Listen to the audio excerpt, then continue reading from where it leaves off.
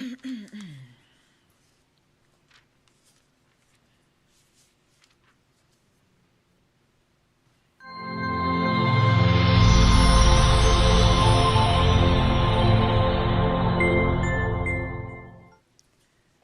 afternoon and happy Sabbath, Covenant Advent Church.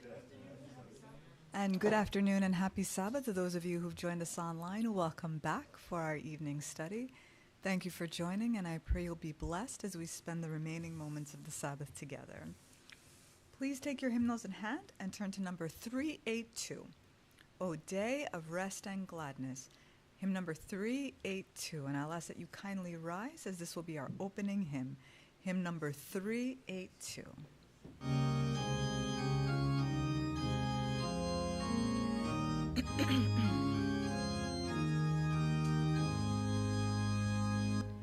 O day of rest and gladness, O day of joy and light, O balm of care and sadness, most beautiful, most bright, on thee the high and lowly who bend before the throne sing holy, holy, holy to the eternal one.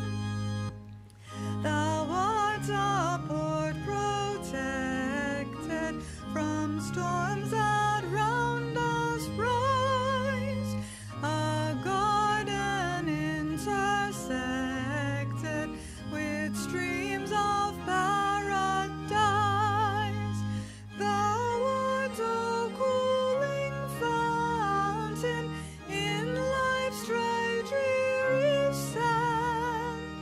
From thee, like Pisgah's mountain, we view our promised land.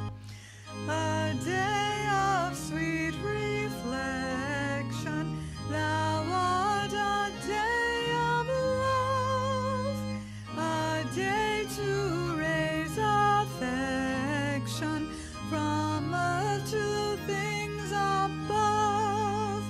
New graces ever gaining from this our day of rest. We seek the rest remaining in mansions of the blessed. Amen. You may be seated. I will now turn it over to Pastor Lloyd Grubb, who will be continuing with today's theme on the Sabbath.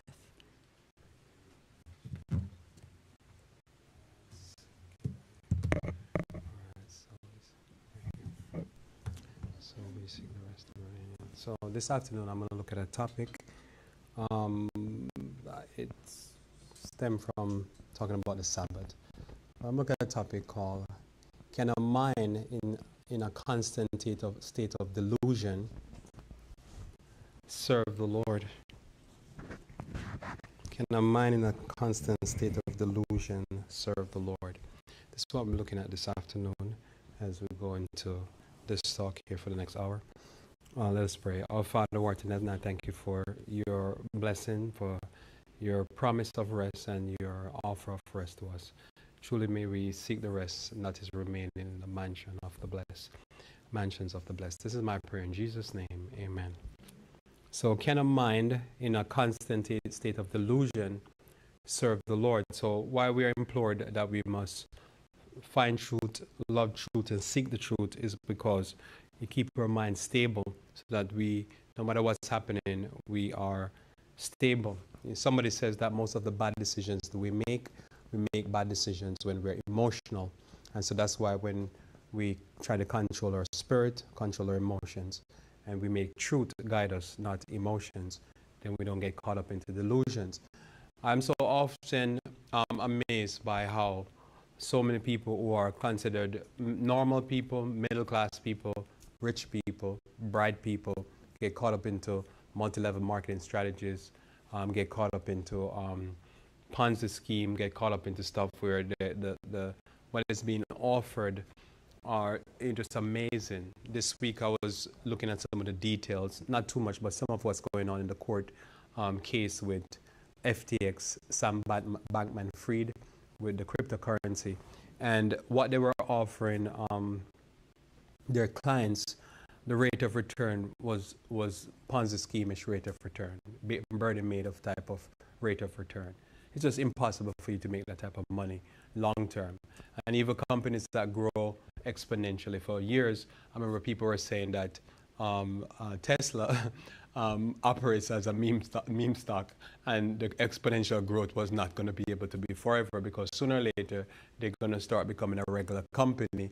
And regular companies, after a while, the unions want to get in, everybody want to get in, taxes want to, the tax people want to get in, everybody want to get in, and then all of a sudden you probably have to start operating as a major brand, and that takes time, you know. And so it's not that something cannot go up, but they normally say when something goes up, it will what?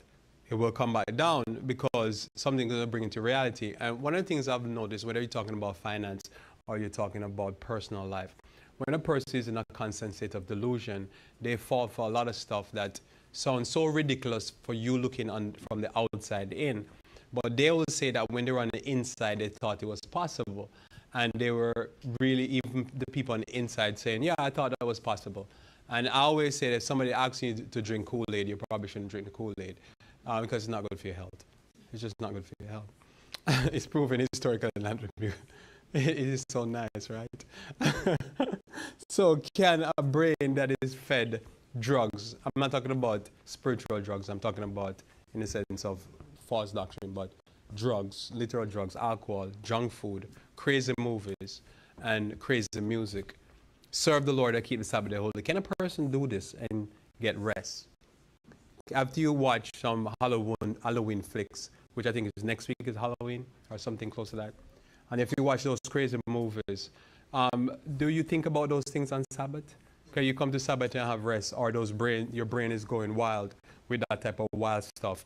And when you talk about the end times, because I remember one time I was in church and somebody was preaching, and I was like, that's strange. They were talking about end times, and that's strange because the way they were talking about it is like we're hiding, you know, like probably hiding behind cars, doing this type of stuff. And when they finish, somebody said, I think they're talking about a movie. They're not talking about end times. It sounds very, very like theatrical and very emotional, and you're going to do this and you're going to do that. And, you know, and then this is where sometimes I get these thoughts from. Like, I remember I've heard people preach and it sounds like, you know, like a thriller. You know, those movies where it's just running and there's music, and you're going to do this, and you're going to do that, and you're going to turn the car this way, turn the car, and we're going to escape, and then we're going to Mexico, and we're free, we're not under the mark of the beast. Hey. Right? And then you start realizing, wait a minute, I don't think they're preaching us from the Bible, I think they're preaching from a movie. I think their mind's on a delusion. So I think about it, and I'm saying, a lot of time when I see people, like how many people that used to sing these crazy songs about we're the best, we're the greatest, we're the baddest, we're the this, they're the that, and it's just the life and like a car crash. Just things just fall off, the wheels just fall off, things fall off. You'll be like, what happened to this person? And now that I'm older, they showed picture of people who they were once, there has been, and you realize they didn't live up to the song, right? I love the Lord. And then you see Whitney Houston all on drugs. And you'll be like, oh, that didn't work out. So, delusions of grandeur is one of the things that we deal with when people drugs, because drugs will make you have delusions of grandeur. But the end result is death and destruction. The wheels fall off. Delusional thinking, drugs, alcohol, movies, junk food will give people delusional thinking. It's not going to end the way it's going to end. You're not going to finish eating 5, 6, 7 burgers, and you're going to be going out in the mountainside, talking to me about your prepping for some end time. You ain't prepping for nothing. You need to be close to wherever there's a McDonald's and Burger King, and that's a fact. And unrealistic expectations. Sometimes when we follow certain teachings, evil teachings about prosperity gospel, we have unrealistic expectations. And we have to have realistic expectations. You cannot make $15 an hour and tell me that you're on your way to buy your first yacht. It's just not going to work like that. But you can have unrealistic expectations, and that's just the reality of life. In Psalms 103, verse 6, we start there. We start here. Psalm 103, verse 6. So when we are constantly fed and the mind stays in a delusional state, there's going to be bad results. And in all areas of life, I'll show you in the next few minutes, you will always have bad results, because the Bible is very clear that we have to have realistic expectations, and we can't be delusional in our thinking, and we can't have delusions of grandeur in our thinking. Notice here, the Lord executed righteousness and judgment for all the oppressed. All people who are in this type of, we're the greatest nation, we're the best, we're the baddest, always end bad. Those are delusions of grandeur. They're delusional. You're the greatest nation because you do righteousness. The Bible says righteousness exalts a nation, but sin is a reproach to a people. Anyone throughout history, 6,000 years of history, it didn't matter if it was Egypt, it didn't matter if it's Babylon, it doesn't matter if it's Media, Persia, it doesn't matter if it's the Greeks, it doesn't matter if the Rome. All people who oppress the poor, oppress those who are fatherless, oppress those who are widow, will get what's coming to them sooner or later, and it will be bad. They have delusions of grandeur, and they're non-realistic, and history is what they're lacking. They don't study history. So when you see nations repeating the bad choices of the history, they realize that they're either very delusional or they just don't know history. In Exodus 20, verse 8 through 11, this is what we looked at this morning, or this early afternoon. It says, remember the Sabbath to keep it holy. 6 days shalt thou labor and do all thy work, but this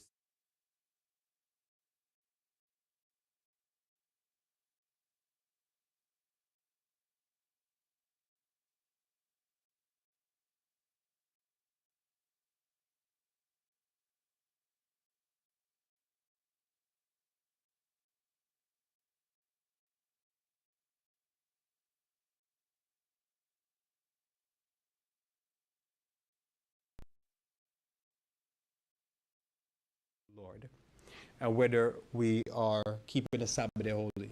If you feed your mind all week on crazy music, crazy food, crazy movies, drugs, alcohol, whatever that causes the mind to be in a constant state of delusion, can we serve the Lord, or can we keep a Sabbath day holy? My answer for it up front is that you cannot. One has to give up these things in order to keep a Sabbath day holy, or one has to give up these things in order to serve the Lord, to be God's people, to be holy, to be sanctified, to be in a blessed state. One has to be able to give up things that keeps us in delusion, whatever it is. In 1 Corinthians chapter 6, verse 19, 1 Corinthians 6, verse 19 says what? Know ye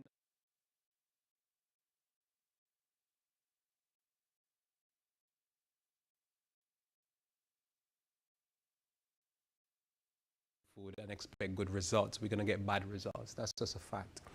And as a person talking to you here, who I believe I don't have the best of genetics. I am amazed at people who have greater genetics than myself and how they waste their bodies on a drunken lifestyle or a lifestyle of drugs and alcohol. It destroys the body. It's terrible. And as I say, I've seen people chewing tobacco, and then within a certain amount of years, they come up with throat cancer and all kind of cancer. And I'm amazed at how you can destroy the body real fast with drugs, alcohol. But there's more. In Isaiah chapter 28, verse 1 and 7 and 8. Isaiah 28, verse 1, 7 and 8. Notice it says here, woe to the crown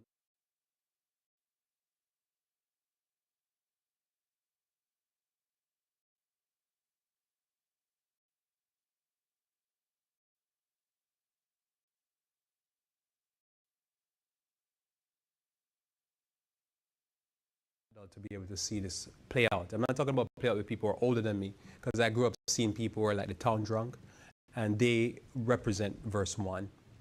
But I've seen now people I've grown up with from I was young, and they were drinkers of alcohol, like the Ephraimites, and they end up happening that they were fading flowers, that their aging process and their lifestyle was a mess, their relationships was a mess, the drugs and the alcohol. Drugs worse, because the drugs that we even deal with now, I don't think the world has ever seen anything. There was always opium or things from the poppy.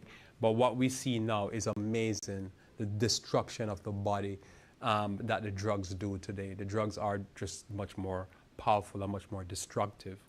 And here we are. My conclusion is that if you want to be a fading flower, you use drugs. But if you want to be able to maintain your mind and your body, you stay away from drugs, because drugs is terrible. As I say, I'll read it again for you. Ephraim become this. So the Bible tells us that Ephraim was cut off, but often we don't talk why they were cut off. They end up destroying themselves through bad habit and bad practices. It was not just bound down to idols. The Bible tells us here that they were drunkards.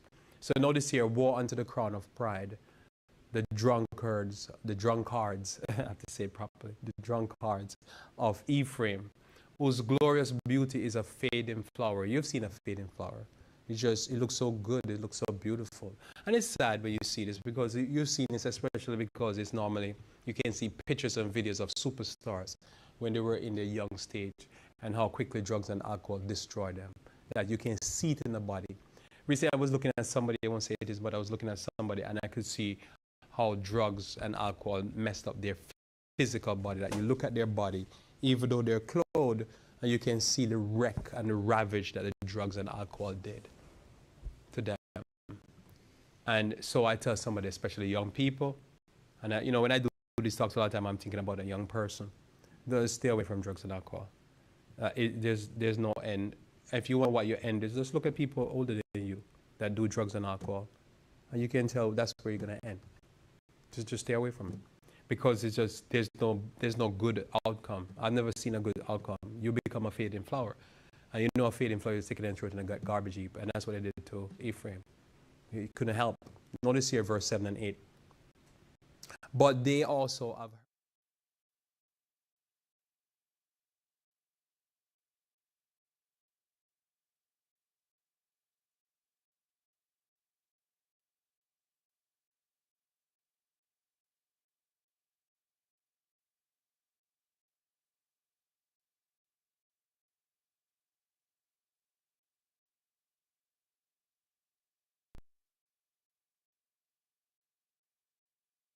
You think these priests and these prophets could keep the Sabbath day holy?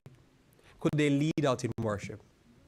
What was they going to offer? Well, the Bible tells us here that through strong drink, so we're talking about vodka, a strong drink, gin and tonic. That's what they called, the media used to call George Bush daughters. George Bush daughters were called it for the media. They call him gin and tonic.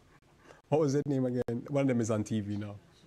Jenna. Oh, so instead of calling her Jenna, they call her gin and tonic. They like drink.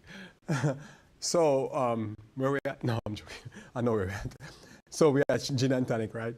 That's strong drink. So notice here, they err in vision. Because as I say, I've heard people preaching, I'm thinking, are they knocking back before service?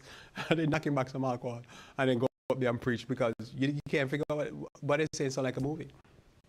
And they stumble in judgment. They can't make proper judgment because they drink too much gin and tonic. For all the tables are full of vomit. Just imagine, you can imagine the priest and the prophet. And they're supposed to be leading the people in righteousness. And what they're doing, they're drunk. They're drunkards. Full of vomit and filthiness so that there's no place clean. Embarrassing. You can imagine there's somebody that's supposed to be the pastor, and you have to pick him up out of the side of the street because he's just overcome. You ever seen that? And they said the person never drop. Do they drop sometime? Yeah, they drop. That would be terrible for a pastor to be going through this. So after a while, if the pastor is living like this, and the priests are living like this, and the prophet is living like this, what do you think will happen to the people? Well, we know the history of Ephraim. They got wiped out. Because if the priests are living like that, that tell you how worse the people are. Because a lot of times they say that people won't rise higher than the pulpit. So a person that's mindset, they're not going to serve the Lord, and Ephraim didn't serve the Lord. And they're not going to not only not serve the Lord, they're not going to be able to keep a Sabbath day holy, because you can't see a person in this type of state keeping the Sabbath day holy. They have no control over their minds. And a major part of keeping the Sabbath day holy is mental. Is mental. Proverbs chapter 20, you know this, verse 20. Proverbs chapter 20, verse 1. So wine is a mocker, strong drink is raging. So on Sabbath, when you're supposed to keep, in order for a man to keep the Sabbath day holy, he himself have to be holy. And if on Sabbath, this is God's people experience with a drinking wine. On Sabbath, if you're supposed to keep the Sabbath day holy and you're gonna make a mockery of yourself, one cannot keep a Sabbath day holy or serve the Lord, whichever way you want to look at it, and be partaking of alcohol. Because you're not going to be able to make right decision, and you're going to be actually angry. And you're going to be deceived, because the person who's just using alcohol is under permanent, to me, delusive mindset. Because I've heard people talk, sometimes I'm thinking, there's somebody I watch often, I won't say who it is. I've seen often on TV, and I've watched clips of this person. And I come to the comment section, and people say, what's he drinking before this program? Because he seems like he can't control his tongue. And for me, I'm like, I have to keep rewinding, because I'm like, what is he saying? And then I come to the comment section, I'm thinking, oh, the people have been proud, because I'm thinking, is it something I don't understand? Is there? And I realize, oh, other people think his speech is slurred. All right, no, she didn't get it right. You know who I'm talking about. His speech is slurred, and I'm thinking, is this years of drinking alcohol? So now how this person going to give people good advice? If even the viewers are assuming that this man, there's something weighing down his tongue, that his tongue can't move fluidly in his mouth. So what does that happen? It makes the person make bad choices, because wine is a mockery. It makes you make a mockery of yourself. And that's what the problem is. And when you watch him one day, tell me if you don't think his tongue has been affected by alcohol. If his tongue has been affected by alcohol, his brain is. So his decision making is not going to be too right, because the decision making is being slurred also. And it's not clicking as probably it was when the person was younger. So now you take that person out, and worse, you put them in the pulpit, it's not going to work. That's not going to work. And if you have them as a member, they're not going to be able to stay focused, because there's one God, and the God is some substance. They are abusing substance, or substance is abusing them. I think the substance is really abusing them. So an unbeliever person in that situation can really serve the Lord, much as talking about a Sabbath day. Now notice here, Colossians chapter 2, verse 8. Colossians 2, verse 8 now, we go mental. Because as I say, I want to talk about both mental and physical. The physical substance will mess up your brain flow, but also people participate at too much deception. And I really believe that when we talk about music, when we talk about movies, when we talk about certain philosophies, especially philosophy from Greek, what Greek does, mythology, you cannot serve the Lord and partake of mythology. And Greek mythology is normally what we do, but we have also Jewish fables. And Jewish fables is some of the most biggest Jewish fables is Superman, Batman, Robin, all those cartoons, comic books. Comic books were written a lot by Jewish writers. And it's a lot of Jewish fables that if you partake of that, you think that life is about the good and the evil. The good, bad, and evil, and it's always about the good people fighting against the bad people. And the problem with that type of Greek mythology, or whatever, is that I think when you start realizing who is the bad people, who is the good people, then you realize that you're delusional. This is where part of the problem is. Because it's easy to think life is very simple. And if you ask the average person around us, who's the bad people? And they'll say, this person is the bad people. Who's the good people? These people are the good people. Why is that? You watch too much cartoons. You watch too much movies. And it's not like that, because the movies tell you who is the bad people and who we're going to attack. And I remember when I was young, I saw quite a few movies that they were recounted in Vietnam War. In the Vietnam War, who was the bad people and who was the good people? The Vietnamese were the bad people. portrayed the Vietnamese as the bad people, and the liberators or Americans that came over were the good people, and it was actually vice versa, because even in the movies themselves, these people were peasants who they came and destroyed. They weren't combatants. Right. So let me ask this now. I'm in America, and there's Vietnam, which some of them have to look at a map to find it. And so, why were they there, by the way? I still haven't got that answer. Why was America in Vietnam? Got whipped and kicked out. So the colonizers got, and then we're backing it up. So it's always something to do with the colonizers got kicked up, and then Marcus said we're going to back them up. And so, very interesting. So, okay, if there's a movie with John Wayne, pew, pew, pew, who is the bad people? Or who's the good people? The native is the bad people. So who is always good in the movies? The colonizers is always good. You see what I'm saying? So it's obvious the good people is fighting. All you need to know, because don't get too much politics and don't get too much history. We just want to know that the good people is fighting the bad people, and the good people always win. In life, is that the case? Does prophets die, preachers die, and the good people get killed? Did Jesus die? You see, the reality is different from fiction. Fiction is that, as I said a few weeks ago, you build a fence, you use AI, cameras, sensors, guard towers, and you build and you keep the dinosaurs in, right? And you protect the people. And then one day the dinosaurs get a crew and figure out how to break down the fence. And they start eating the people. Who won? The people won or the dinosaur won? You know, we got to be careful with this type of, because these movies confuse people's mind. Because it's the good people, and this is, as I said, these are Jewish fables, and people have their mind, they're walking around every day thinking that they have it figured out. And it's who is the good people, who is the bad people. And we can't be deceived by these type of stuff, because you don't know, because it's supposed to be a deception anyhow. If it was that simple, then you need the Bible and all this preaching. And why are we here on Sabbath? Because we're trying to figure out who the good people and who the bad people. Colossians chapter 2, verse 8. It said, beware lest any man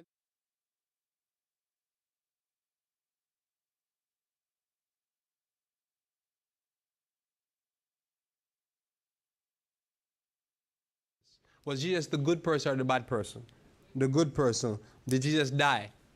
Okay, did all his disciples die? Yeah. Could bad people die too? Yeah. Barabbas was a bad person. He was supposed to die. They delivered the bad person and saved the good person. And discarded the good person and delivered the bad person. So this is the tradition of the world. And when we're in now this modern time, we know who win, because it's Rambo win. And Rambo is Sylvester Stallone? Yeah. Okay, and then who's Arnold Schwarzenegger? What was he? He was fighting after T1 and T2? He was the Terminator. The Terminator always win, right? So we have it settled. We know who win. Whoever win is the good people. And then whoever lose is the bad people, because that's how it works, right?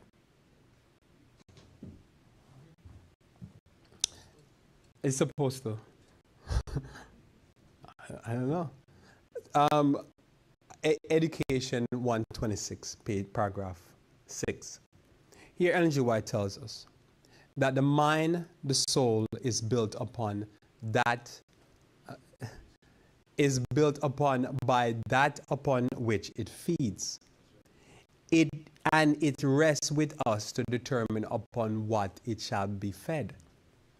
It is within the power of everyone to choose the topics that shall occupy the thoughts and shape the character. So let me ask you this. Have you been hearing the witch people, not the witch people, but we call them the New Age people, right? Have you been hearing the New Age people that they've been saying that if you just have to think it. And if you think it, then you become it. So if you just think about that yacht, $1 million yacht. Just keep thinking about it, right? And if you think the thing, you become it. It will manifest. Thanks for the deliverance right there. So they'll say you just have to think about the thing, and the more you think about it, it will manifest, right? So did I hear a new car? Just keep thinking. Just repeat that to yourself over and over again. New car. No, here's the thing, though. I'm gonna read the statement back to you, and there's a problem there because notice she doesn't say it that way. She doesn't say what you think. She said what you feed. Now that's two different things. Because if I have a lot of garbage in my mind and I think about it, it will manifest in my mind, right? So you remember the story, right? There's a fence, and you're supposed to keep dinosaurs outside. The dinosaurs on the other side of the fence, right? Because this fence is impregnable, and the securities are top-notch, because that's what a Jewish director called Steven Spielberg tells us, right? The dinosaur is not supposed to break in. So you think about that. And if you keep thinking about it, it will what? Manifest. So you just have to think about new car, new house, new everything, right? And it will manifest. Is that how it works? No. So she says it different. I'm going to read it again to you how she says. She said what you feed. It's what you feed on, because is that real enough? Like if you feed on junk food, that means are you junk? If you feed on junk food, you think one day your doctor going to say, it's a lot of junk you have inside of you? Like somebody said to me one day, he said, Lloyd, listen, the doctor did a blood test on me, all he was seeing is Twinkies.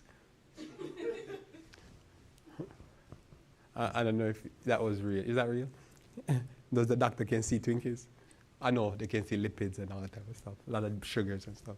So notice here, I've gone too far. Where am I? Okay, here am I. The mind, the soul, is built upon that.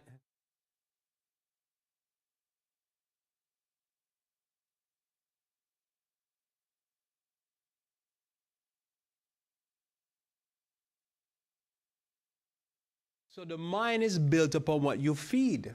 So if you feed yourself a lot of drugs, alcohol, crazy music, crazy thoughts, crazy philosophies, crazy, whatever, you're going to become it. So is it possible that if I sit because we're in Halloween time, we sit all day long and watch horror movie with our exorcism and Chucky and Freddy Krueger, and I know I'm dating myself, but I don't know what's the new hits of people, chainsaw massacres. Could it be that if I watch that stuff enough, right, that I probably one day just get up and go with my chainsaw and go over to my neighbors and start chopping up everybody? Could that happen? Could that happen if I watch myself with people just shooting? That Monday, one day I might go into a school and start shooting up everybody. Could it be? That the thing that the person is feeding upon is that what manifests. It's not so much what they're thinking, because whatever you feed upon, is it that way you're going to think upon? Yes. So people are thinking all these crazy things, and then they start acting out the craziness, right? Because have you ever dealt with somebody that have attitude? And you are customer service, you just want to get through your problem. And you're talking to somebody have attitude, and you say, I've seen this in a music video one day. I don't remember what music video, but I've seen her. She was in a or I've seen her in a movie. I know there's a movie I watched, but this girl was in there. I think she was an extra. And I'm trying to tell you, so this is real. I have real problems here that need to be solved. I don't need that acting. You see what I'm saying? Because that's what the person feed himself upon. It is within the power of everyone to choose the topics that shall occupy the thoughts and shape the character. So if you think about this topic, this is what will occupy your mind. You constantly think about it, and it will shape your character. But if you think about a lot of garbage and a lot of craziness, it will shape your character also. And we don't want to be in a situation where we're trying to serve the Lord and we're partaking of all this fiction. And all this fiction is doing is making us fictional. And we become like a character. Have you seen people that they manifest themselves into a character? Have you seen this? Or you just tell me yes? Have you seen people walking around and look like, I've seen this in a cartoon somewhere? You not seen this? you know, when people graduate, do they do that? What's the video game dance where they do the thing like this? Do they do that dance at graduation? You know, there's a video game and they do the dance like this. Do the people go at graduation and dance like that? I hope when they get a promotion or a raise. They start, because I'm thinking the society start becoming cartoon. Do you see this when people start doing so much plastic surgery to their face that they start looking like animal, like cat and whatever? They start slant the eye like this, and then the lips just get bigger. They get thick lips. You ever see that? Where the lips just get so big that they look like cartoon. I want to talk about one of the richest person in the world. The new woman that he has look almost cartoonish. You know what I'm talking about. That you'll sink in later. and I'm looking at it, I'm thinking, I think we start living in a cartoon world. Right? Because why we think we live in a cartoon world? Because people are feeding themselves at that cartoon reality, and then they start to act it out. But it's reasonable, because whatever you feed, that's what you become. So notice here, 7 Testimony, page 165, one of these quotes I love here. Notice it says here, what we do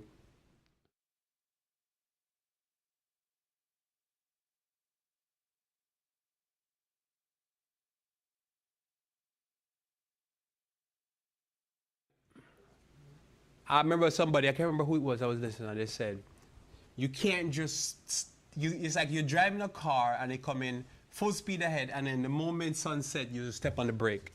They say it's just going to screech right into the Sabbath.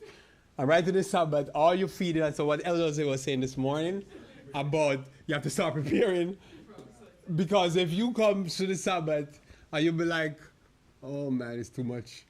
Let's just call it quits right here. Right? You can't make the preparation right now, it's too late. Right? It has to be. So the mind, and I'm sure you do this all the time, the mind, as you're entering into the Sabbath, or if you have to serve the Lord, the mind, it has to be an entire consecration, in other words, because the mind don't stop. The thoughts of the mind will just come breaching in on you.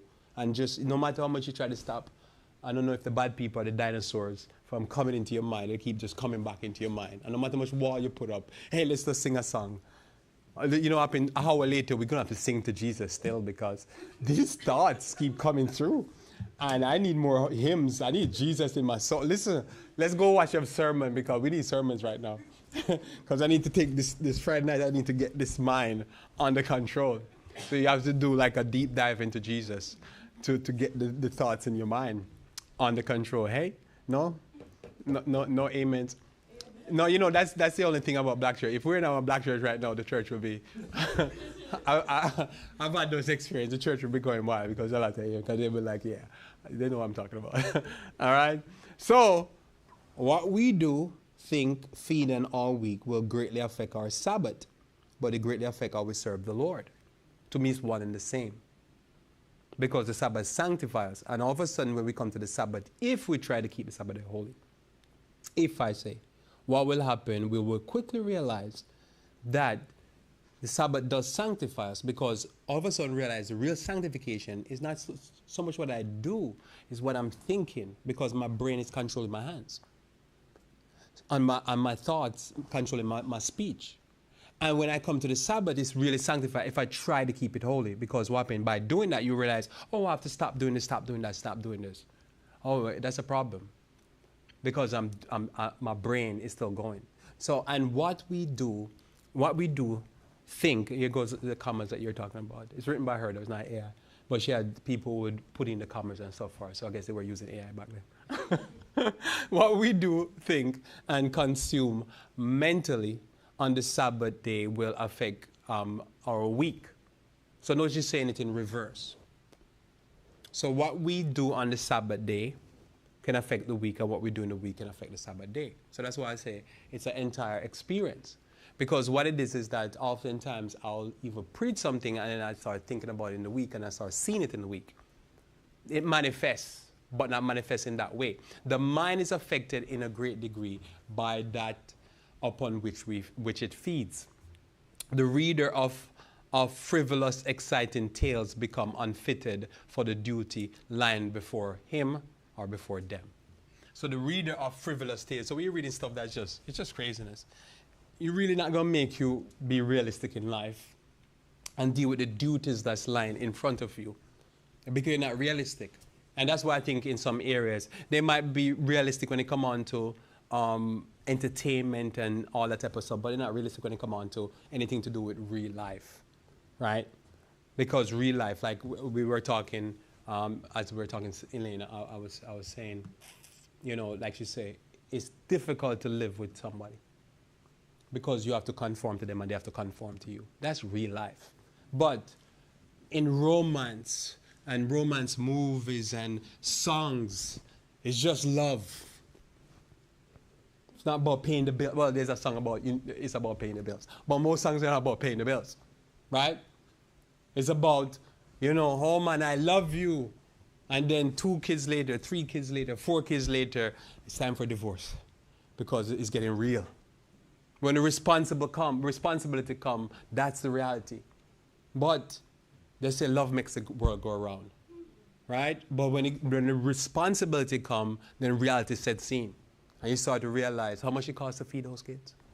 Oh, they eat more when they get teenagers. Oh man, I need to go back to school and get some more, make some more money.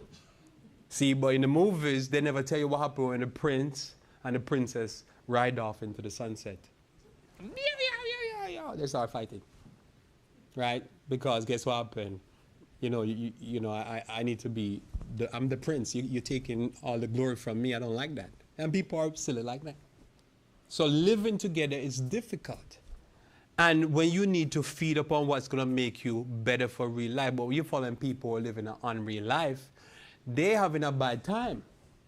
Like all last week and I think this week, the media was just being a buzz about this couple that is one of the famous couple in America, that they have a bad marriage, and they forever have a bad marriage. I won't mention the name. It's just constantly, yeah, they you know, the bad marriage. The bad marriage couple. But they're unreal. They're not realistic. And they're never going to be happy until they get real. But these people are fake people. The plastic people. And plastic people don't have real life. Barbie doll and Barbie. There's a Barbie guy. Oh, Ken, yeah. So they live an unreal life, she says here, and have no desire to search the scripture, to feed upon the heavenly manna, because they want to be told something else. This life is bloody and real. 2 weeks ago, we saw what oppression does. What oppression does, it makes reality come true. You're killing people's kids, they'll come and kill your kids too. Everybody say, oh, they killed their kids. Like, what do you expect? This is the real world. You read the Bible. When you read the Bible, you come to reality. When you've listened to these pastors, prosperity gospel pastors, they're unreal. I think they're reading novels and taking drugs. You show me the Bible when one person oppresses another person, if you're not turn around to be kids getting wiped out. This is the reality of the life we live. But people don't deal with that reality. Oh, the Bible is barbaric. I've heard people say that. Really? And what happened in the last 30 years? 900-something thousand, I think, official count of the amount of innocent people died in Iraq. Anybody ever hear somebody say that was barbaric of America? It was barbaric of Colin Powell to lie and say that there was weapons of mass destruction. In spite of everybody, it seemed like in the American government was saying no, not such thing. And he went into the UN lie and then caused 900-something thousand people to die. And nobody ever say, oh, that was barbaric of America to lie and then kill 900-something thousand people. That's real. But that goes with Bible. If you read the Bible, don't you hear those type of numbers in the Bible? You hear those type of things? And more, right? And so somebody says, oh, the Bible is unreal. And I realize it's not the Bible is unreal. They're watching too much Disney cartoons. And what they need to do is get with reality. This is the real world we live in. Those things don't shock. Those things is the only things that come to mind is that, well, I hope I don't end up like that. But this is the world we live in. People are barbaric. And so to teach me what is real. And the scripture read like the news. You didn't get that one. The scripture reads like the news. You listen to the news about people abducting people and killing them and stuff like that, raping kids going missing. Well, don't you read that in the scripture? But they're going to tell you, what are you talking about? Like, where are you at? You don't live in the real world? The mind is enfeebled and loses its power to contemplate great problems of duty and destiny. Destiny is heaven, duty is right now. And destiny could even be what my future tomorrow. The mind becomes weak to contemplate the great problems of duty and destiny? Do you have problems today to deal with? And you have to figure out what your life is going to be. As somebody say, when I'm young, I have a lot of options, but when I get old, the only choice I'm choosing is which nursing home I'm going to end up in. That's the only thing. I'm not choosing what brand of nursing home, I'm choosing a nursing home. Guess what happened? Most people don't even make that choice. Because somebody's going to make that choice for them. And hopefully it's not one of the government agents. That's your life. Those are great decisions. Life comes with great problems, and you have to have problem solving. So let's go a little bit deeper here. Romans chapter 1, verse 21 and 23. Romans chapter 1, verse 21 through 23. So notice it says here, as I don't need no water, I just need some oil to duplicate the result of feeling not dry. So notice here, Romans chapter 1, verse 21 and 22, 23. It says, because what?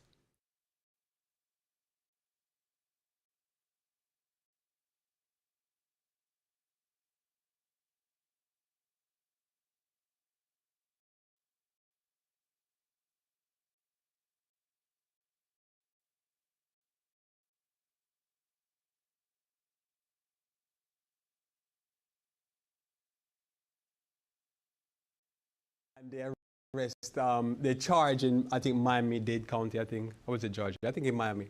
They charge 9 police officers for like doing drugs and money laundering and stuff like that. So 9 of them. So when they're walking into the court, I guess to get a rain, they're walking with like, I guess the documents covering their face from the camera. And I'm thinking, man, show your face and stop faking. And we see who you are, right? Because you are bold to do what you're doing. They're going to show your face. This is the world we live in.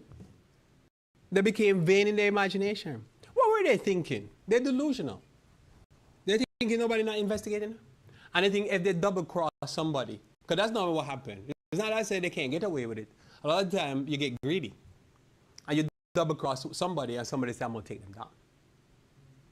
Right? Because when people start doing that stuff, listen, if I'm the police and I'm running drugs, I'm thinking nobody's going to rat me out because I could arrest them.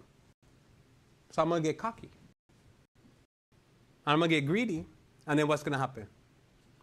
Somebody's going to be like, I'm nothing to lose anyhow. Even if you kill me, I'm going to take you down. 9 of them get charged. Now, hopefully, they're just lying on them. That's the hope, right? And they're decent human beings.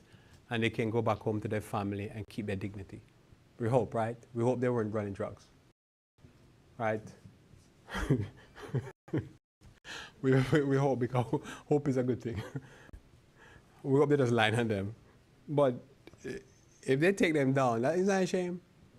No, here's a bigger problem. When they go to prison, now they have to go segregate them. Because the people they put in prison, they're going to join them. But that's reality. And so you're talking about, the Bible to me speaks about reality, about people in fairy tale land. And they think they're delusional. They imagine a vain thing. And their foolish hearts became darkened. Professing themselves to be wise, they became fools. And changed the glory of the uncorruptible God into an image made like unto corruptible man, to birds and 4-footed beasts and creeping things. So when people get delusional, they do the craziest stuff. And they think that, the thing is that they think really is that, it's not that the man won't watch them, they're thinking God not watching them. And God don't repay. But God always repay. But people are delusional. And a lot of time they repay when they can't, it's the worst time for them to get repaid. As I said, for them 9 people, I hope they line on them and they can prove themselves right, because I don't know what it would be like to be a police in prison. Because, like a police.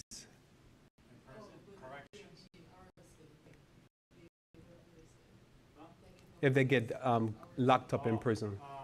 They will have to be solitary confinement. They have to be in solitary, right? A lot of their friends looking for them.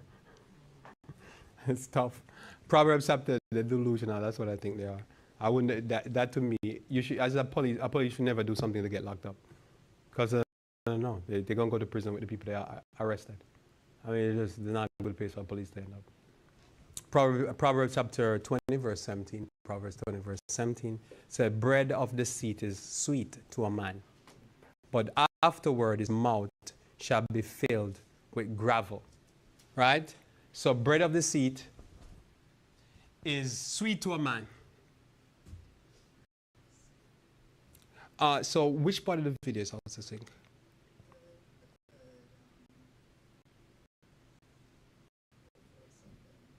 I can't fix that.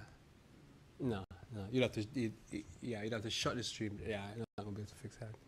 Yeah, it's just my video and my voice is out of sync. I'm not gonna be able to see that. It's the relay. If the relay is bad, then it just stays out of sync. I'd have to shut the whole stream down and restart it. So notice here, bread of deceit is sweet to a man. So I guess when I say that, then I come in after. Or my mouth is moving differently. Just look at it like you're watching like an old black and white movie or something like that. I don't know. So bread of deceit is sweet to a man, but afterward his mouth shall be filled with gravel.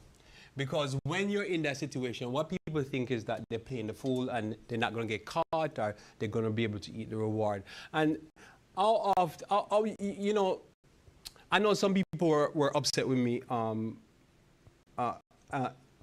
I lost some people because of this. And I really sorry that I had to lose them. But what it is with truth, you have to stick to your guns. Because not just I had to stick to my guns. I believe what I was saying. And I knew it was going to work because I study history and I study the Bible and I believe in the Bible. And I think for that to end up, I always tend to end up losing people. And I kind of felt sad, but I just had to stick to truth.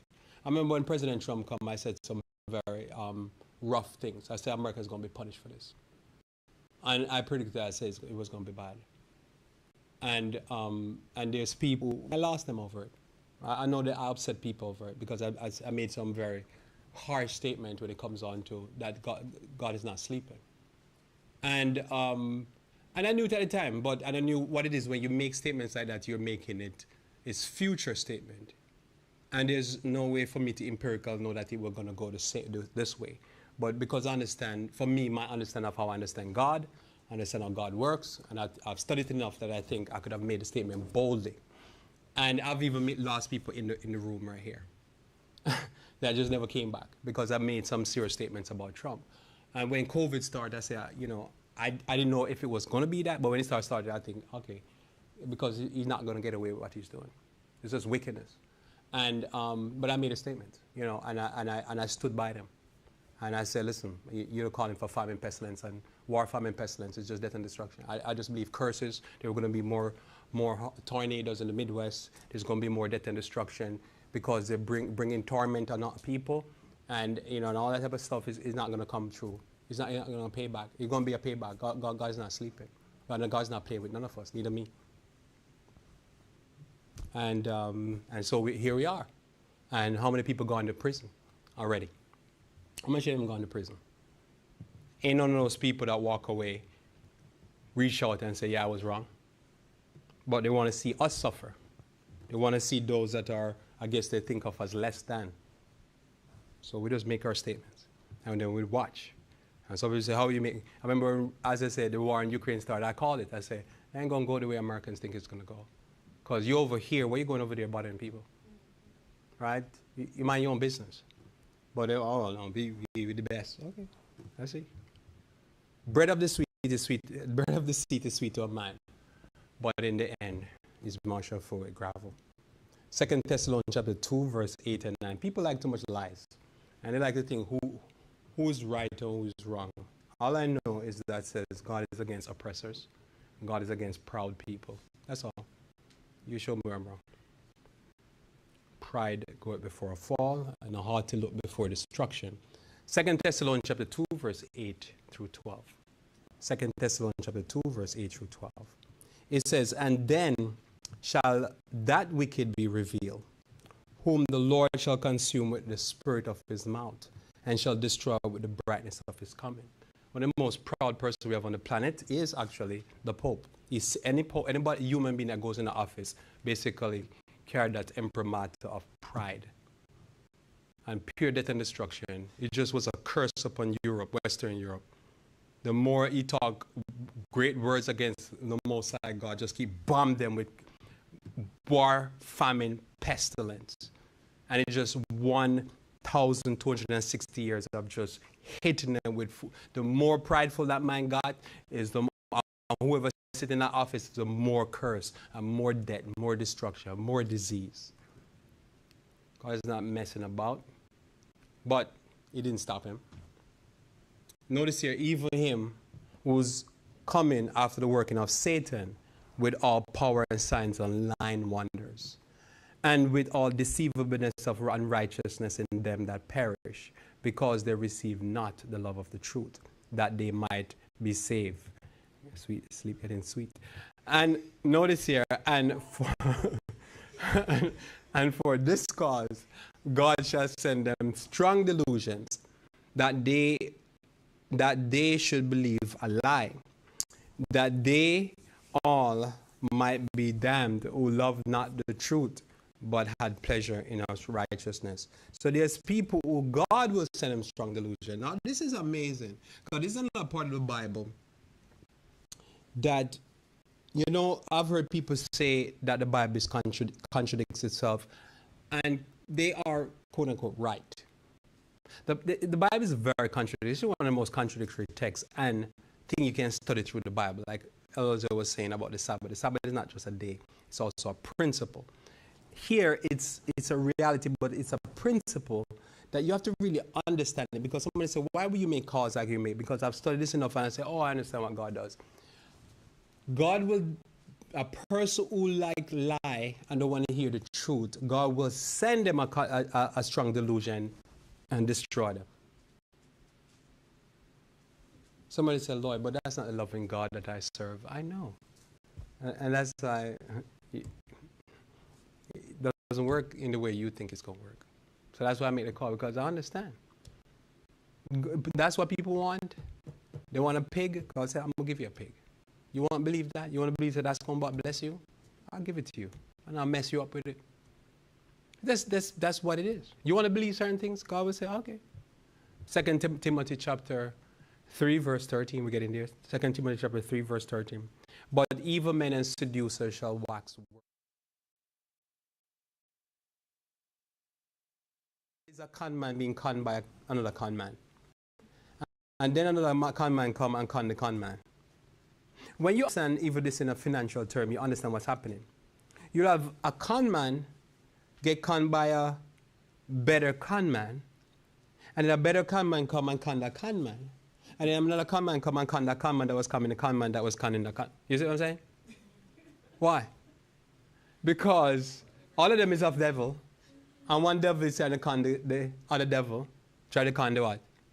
Other devil, the other. You see? Because I can come up with a better con. See, somebody playing a game. You know, like they say, prostitutes turn tricks. And you say, what do you mean they turn tricks? Oh, no, the intention is not the money they're charging. Is, you know, they're going to rob you. They're going to do all kind of stuff. You know, it's a con. But you think, okay, I'm going to win. Just imagine how messed up it is. Like a person like Samson is on the delusion. And Samson is there, and he thinks he's the alpha male, and she is the, no, she's the person that's the victim, the lesser, right? But who is the lesser? He is the lesser. Because she has the remote control, right? It's a remote control. Boom. Oh, this broke the glass? Oh, no, it didn't break. So, I have the remote control, but he thinks that he has the control because he's a strong guy. Right? And he wasn't using steroids. I don't think so. And he thinks that he's the best, but he's up against the best. And they name her the consumer. He got consumed. All right? And that's the problem in a delusion, because he was so deluded that she keeps saying, Samson, the Philistine is upon you. And he'll be like, I'll be taken care of. I'm good. God is with me. Who can be against me? Proverbs chapter 29, verse 12. Proverbs 29, verse 12. If a ruler hearken to life,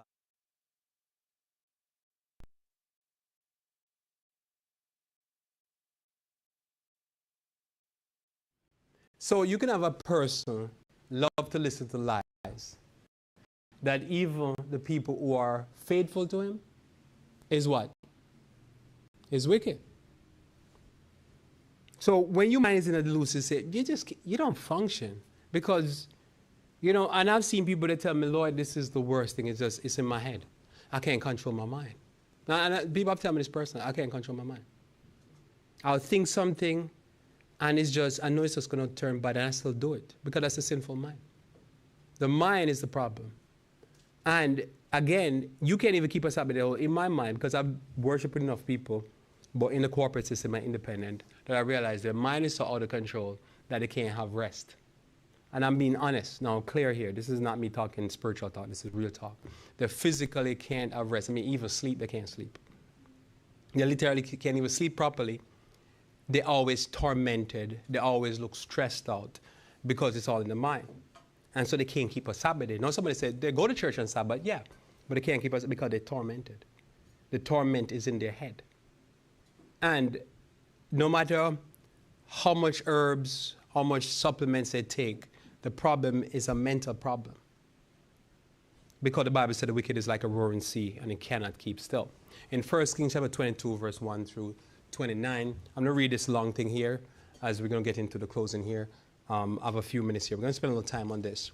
So when we talk about delusion, whether the person is under alcohol, under a delusion, some false prophecies, whatever it is, some delusion of grandeur, some pride, whatever is making the mind unstabilize the mind, it makes people can't make good decision, good judgment. We want to not be in that state because then we won't be able to make good decision and good judgment. Notice here in 1 Kings chapter 22, verse 1 through 29. We see here a very good example of some of what I think is going on in our society, in our leadership, in our church leadership, in our political leadership. That people want to hear things that are not going to work. And they don't want to hear certain people tell them that said, listen, this is the wrong way to go.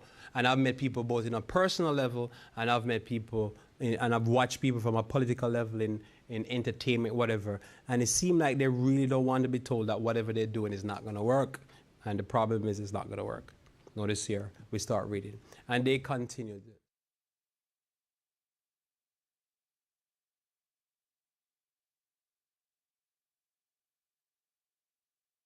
I'm not reading an article from the news.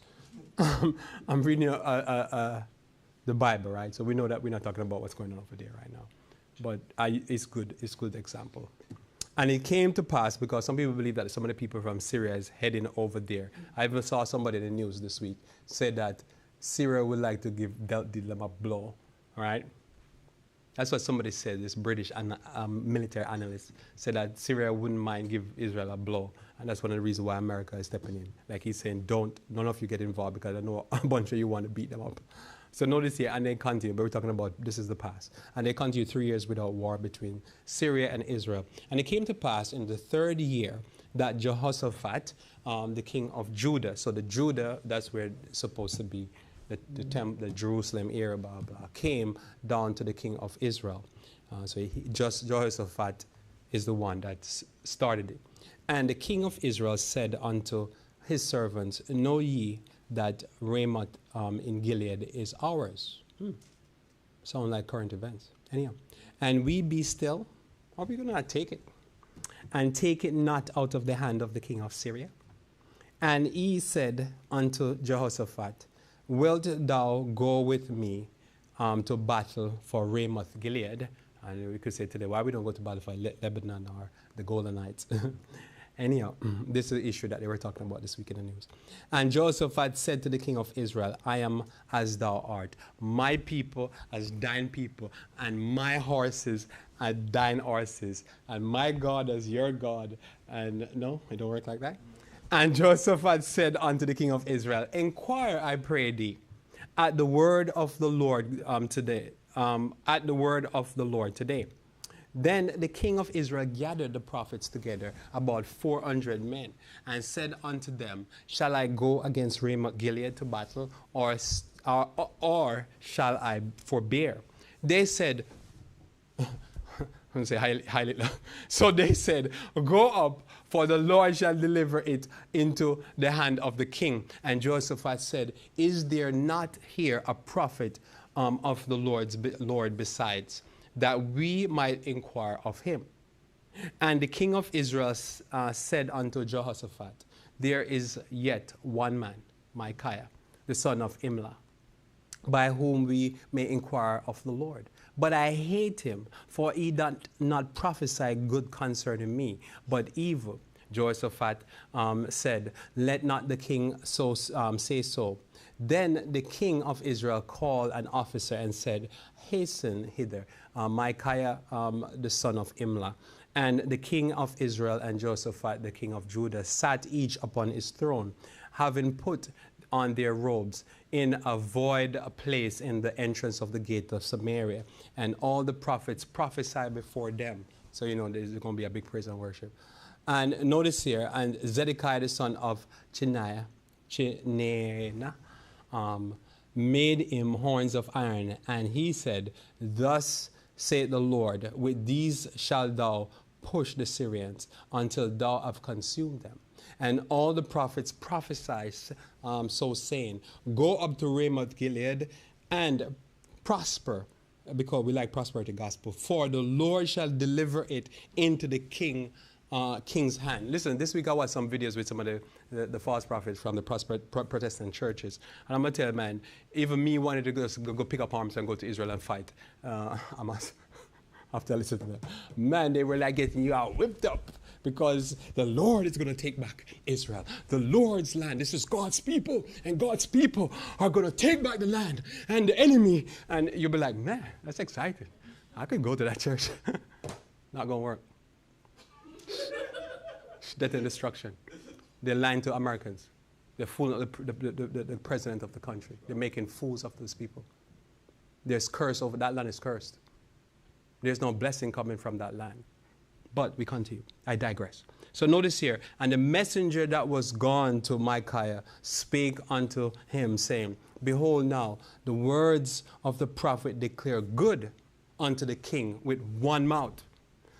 CNBC News, CNN, NBC News, all the prophets, Fox News, go in the strength of the Lord, because you will prosper. I mean, this is what it's saying. I'll read it again. But now, the word of the prophets declare good unto the king with one mouth. Let thy word, I pray thee, be like the word of one of them, and speak that which is good. And Micaiah said, as the Lord liveth, what the Lord say unto me, that will I speak.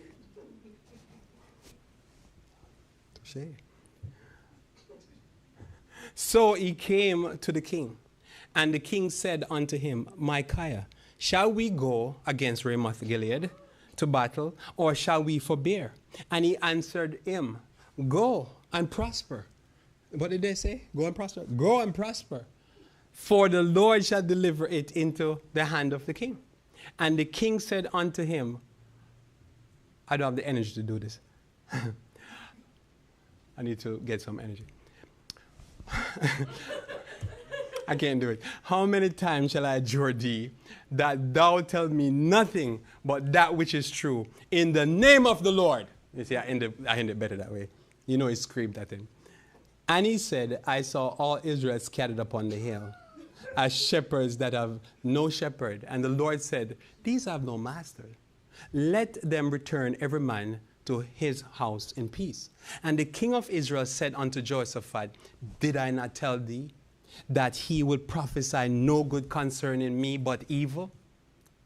And he said, hear thou therefore the word of the Lord. I saw the Lord sitting on his throne, and all the hosts of heaven standing by him on his right hand and on his left. And the Lord said, who shall persuade Ahab that he may go up and fall at Ramoth Gilead? And one said in this manner, and another said in this manner. And there came forth a spirit and stood before the Lord and said, I will persuade him. And the Lord said unto him, wherewith? And he said, I will go forth, and I will be a lying spirit in the mouth of all his prophets. And he said, thou shalt persuade him and prevail also. Go forth and do so. Whatever you do, do it quickly. Because they like lies. When you're in a state of delusion, you want to hear lies. People want to hear that it's going to be something else, and it's going to be glorious. Everything is going to be good. And all it is a trap. It's a trap in a region, because we know the Bible tells us that more and more they're going to keep doing stuff and get them in that region, and so that the end can come. Now therefore, behold, the Lord had put a lying spirit in the mouth of all these prophets, all these thy prophets. And the Lord had spoken evil concerning thee. But Zedekiah the son of Chenaanah went near and smote him. Who is he married to? And smote him, smote Micaiah on the cheek and said, which way went the spirit of the Lord from me to speak unto thee? And Micaiah said, behold, thou shalt see in that day when thou shalt go in an inner chamber to hide thyself. And the king of Israel said, take Micaiah and carry him back unto Amon, the governor of the city, and to Joash, the king's son. And say, thus said the king, put this fellow in the prison, and feed him with bread of affliction.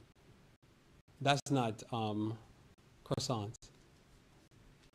How about bagel and cream cheese? No? What is it? and water of affliction until I come in peace. Because I'm coming back. Because he prophesied to me live. These prophets, they tell me what I want to hear. I wonder who's telling people lies. I wonder who in America is telling these people lies. Is there pastors on the TVs telling the people that they're going to prosper? And Micaiah said, if thou return at all in peace, the Lord has not spoken by me. And he said, hearken, O people, every one of you. So the king of Israel and Jehoshaphat, the king of Judah, went up to Ramoth Gilead. And we know the story. He got chopped down. He dead. It didn't work out. Isaiah chapter 58, verse 11. We're almost there. Isaiah 58, verse 11. So what I want to say to you there, as whatever's going on there, is when you understand, when people want to hear that it's going to work a certain way. Over the years, in the business that I'm in, so to speak, what I've observed over the years is that people want to be told lies, or they want to tell you that it's going to work a certain way. And so far, I realize in life, when people want to hear certain things a certain way, and they just want to hear positive, positive, positive, it don't work out good. You have to be able to take in negative information also. I've been in environments where people want to just hear positive. They want to hear everything on the positive. As we were talking about this morning, even in the Sabbath school lesson, they just want to be told that we preach an everlasting gospel, and it's just positive, positive. It's good news. It's just we're going to save souls. Positive, positive, positive. But the examples are not in the Bible like that. This life here is rough. This life you tell lies and get your wife kidnapped.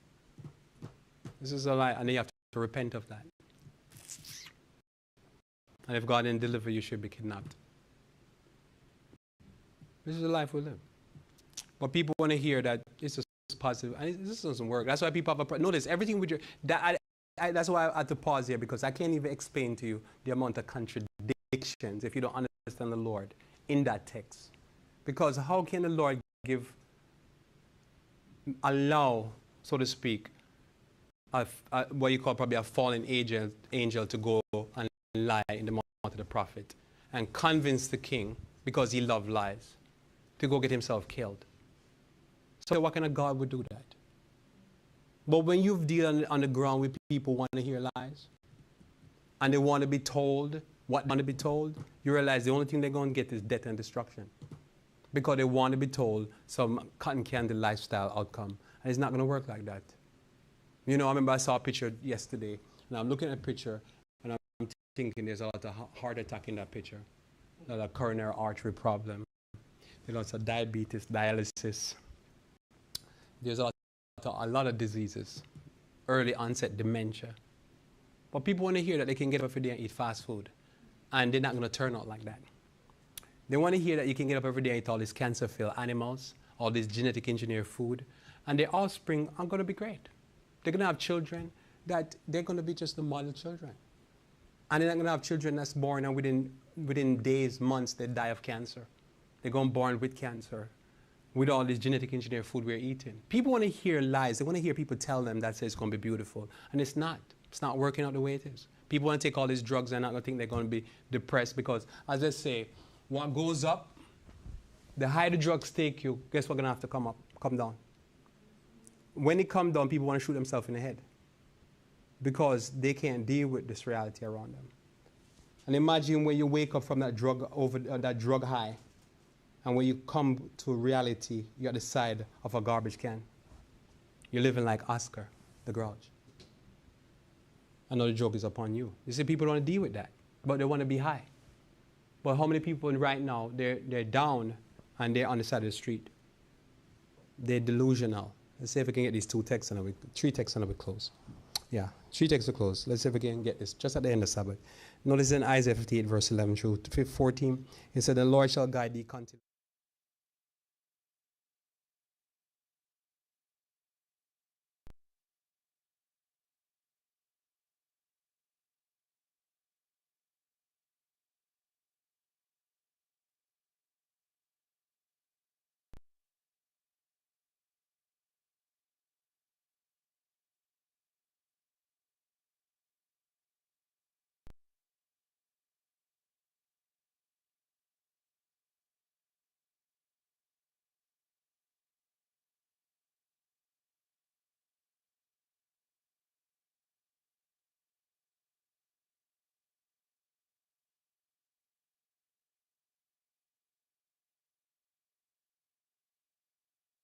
Revelation 24, verse 14 through and 15, it says, blessed are they.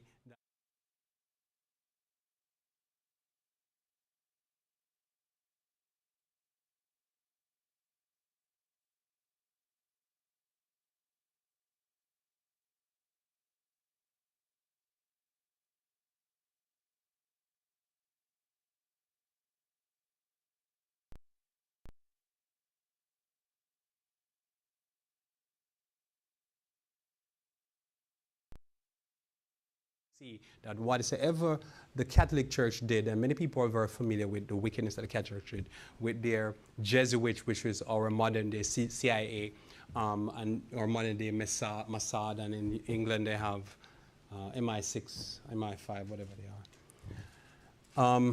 Everything you can study, it is, when you have time, study all the wickedness that the Catholic Church did, and you can realize we have a duplicate of it. And somebody said, Lloyd, how so? Because remember, if you want to be one of the top people in American politics or political arena, especially if you want to be a lawyer, you have to go to somewhere like Duke. The H is a H college over there in New York. In New York. The Catholic College. Oh, F. So Fordham, Duke, Georgetown. And then you graduate from that with a lawyer and you can go work for like the State Department, the CIA and stuff like that. Very interesting. The Jesuits teaches and Americans how to run the country to duplicate what the Catholics did. And you find a lot of people who are in the government, who controls the government, they're actually from Jewish parentage that went to Catholic school. And from Catholic school, the Catholics teach them how to run the country. And that's why the country is run the way it is. And if you think what I'm saying here, I'm just, I don't preach conspiracy, I preach, not theory, I preach what is proven. Do your research, you see. Most of the top people that you see in the government right now, they're Jewish parentage, trained at one of these Jesuit colleges and stuff. And then they wash the degree at Harvard and stuff like that. But the philosophy is in the mind. Revelation chapter 16. So when we look at our modern system, what we see is she is giving her wine to those leaders so that they can duplicate the system in whatever foreign country. And it is probably best seen in America, an American foreign policy. Notice here, and there came one of the 7 angels which had the 7 vials and talked with me, saying unto me, come hither, and I will show thee the judgment of the great whore that sitteth upon many waters. What does a water represent? People, nation. Revelation, it teaches that in the book in verse 17, and in this chapter. She's sitting on many waters. So that's why I say, when you understand the Jesuit influence and how it trained still so that the leaders of the country run countries according to their model. And you understand, most of the lawyers, when you listen to a lawyer talk, they say, how do you know when a lawyer is talking? How do you know when a lawyer is telling a lie? And they say, when he's moving his mouth. But why is he moving his mouth, he's telling a lie? Because it depends on the philosophy he has. This is a system we're under. That's why it is so brutal. Because they've duplicated the system in the education of the children. Whom the kings of the earth have committed fornication, and the inhabitants of the earth have been drunk by the wine of her fornication. They're deluded, and they think it's going to work out best, but all I'm seeing is bloodbath all around. So he carried me away in the spirit in the wilderness, and I saw a woman sitting on a scarlet-colored beast, full of the name of blasphemy, having 7 heads and 10 horns. So when people read this, they normally see the woman riding herself. But obviously, it doesn't say the woman is riding herself. Because the woman represents the church, but she's riding the state. The state she's riding is Western Europe. The 7 heads are the 7 heads of state that remain after Western Europe killed or genocided 3 of their countries, including what they normally say, like the Vikings or whoever they be. They call them... whoever those, Ostrogoths, whatever. So they killed those. And so what's left in Western Europe is 7 kingdoms. The 7 kingdoms are the kingdom that gave us slavery. So it's the same philosophy. Slavery, Jim Crow. Now, somebody said, Lloyd, Switzerland broke it because Switzerland didn't do it. But remember, Switzerland bankrolled the 6th kingdom in the slavery and all that type of stuff. So when we see USB Bank took a hit, we know that God is working to dismantle them. So pray that God keep working. Because when Switzerland took a hit, Switzerland has to take the first hit. Because Switzerland was the banker of the other 7 tribes or 7 kingdoms that gave us slavery, Jim Crow. Remember, when I say Jim Crow, I'm talking about Jim Crow, apartheid, the Israeli apartheid against the Palestinian. That's all coming from their banking system. And those are the countries that gives us every darkness that we see upon the planet. England, Germany, Switzerland, Portugal, Spain, Italy, and one more, France. Those are the 7. You show me where there was people suffering, and show me those 7 kingdoms. And they are the 7 kingdoms that run America. And as we see, America duplicate the policy because they're drinking that wine. And where to get that wine? Georgetown, blah, blah, blah, blah. That's the way to get it. That's the process there. The woman is sitting, the church is sitting on the beast, and she's riding the beast. The beast represents a secular state. But she's controlling the beast by her doctrines and her delusive doctrines. But the woman is full of blasphemy. She's against God. And everything she do is abhorrent, and it does end up with war, famine, and pestilence. That's what she does. But the system she's riding primarily is Western Europe. America is just a composite of Western Europe. That's why you have these 2 beasts in Revelation 13 is Europe and America. The Italians control that system primarily. Notice here. And the woman was arrayed in purple, scarlet, but no blue, because blue represents law. But they will tell you, say, oh, there's a law. But the law is always to oppress poor people. That's why we believe that God, I started by saying God always talk for the oppressed. So purple represents royalty, and scarlet represents something to do with sacrifice. I don't know what the sacrifice is. It's just the blood of the martyrs. And she's decked with gold and precious pearls, having a golden cup in her hand full of the abomination of her filthiness of her fornication. What is the fornication? The church is having illicit relationship with these kings. And why you know this is so important, and this goes to America, not just Western Europe.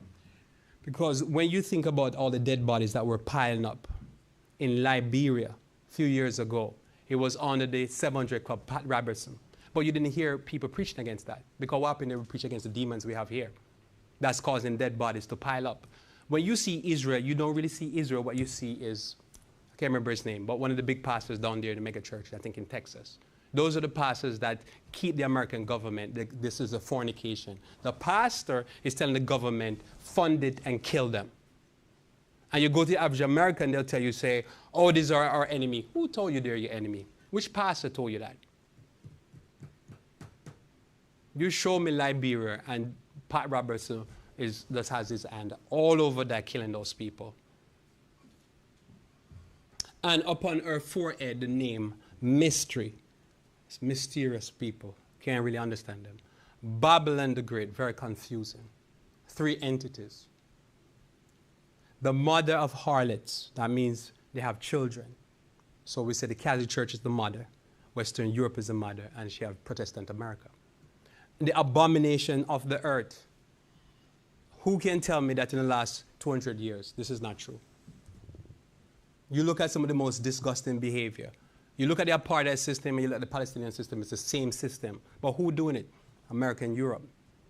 They hated the Jews and they wanted Jews out of their country, so they say, send them to Palestine and destroy the Palestinians so that they can rid them of these people they hate. But they'll say, oh, we don't believe that people should talk against Israeli. Who is more anti-Israeli than the 7 tribes from Western Europe? They were murdering them in the boatloads, and then they say, oh, let's pay the Jews to murder people in another country. It's always about murder, the abomination of the earth, disgusting behavior. And I saw the woman drunken with the blood of the saints. Is that who we're talking about? Who killed the saints through the Dark Ages? Ain't that the Catholic Church? Who killed the saints? After Adolf Hitler had killed all the Jews, this is the fact that Western Europe teaches me and you. After they kill all the Jews, then the Allies came bomb, but they allow a lot of the Germans to flee via the Vatican and then went to Argentina. And then historians have asked, there were black people down there, where did they go? Because they've turned almost German. You tell you, they flee into the Vatican, and then from the Vatican they flee to Argentina, and they escape. And recently we have the head of the Senate in Canada cheering somebody that used to murder Jews. Is that happening? Right? So what happened to the Germans who were murdering Jews? They said they're protecting the Jews so much. But how is it that so much of the Jews, the Germans who were murdering Jews, end up in Canada, in America, in Argentina, in Brazil? And where did they go? They go via the Italy. That's the mother right there. And I saw the woman drunken with the blood of saints and the blood of the martyrs of Jesus. And when I saw it, I wondered with great admiration. I'm like, I can't believe this.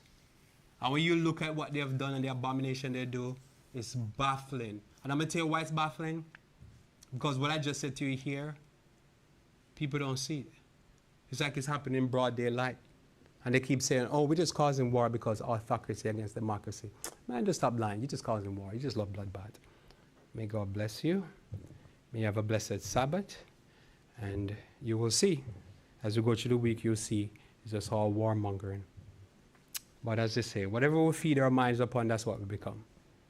I pray that you may not be deluded and be deceived by the system, this Babylonian system. May God bless you. Please take your hymnals in hand and turn to hymn number 532. We will close with hymn number 532. Please rise as we sing our closing hymn, hymn number 532.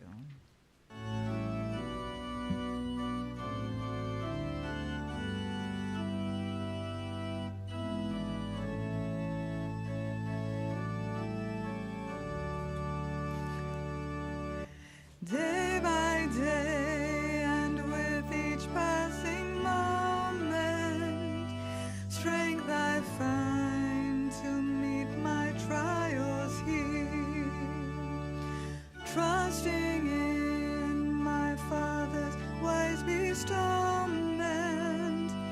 I've no cause for worry or for fear. He whose heart is kind beyond all measure gives unto each day what he deems best. Lovingly its part pain and pleasure, mingling toil with peace and rest. Every day the Lord himself is near me with a special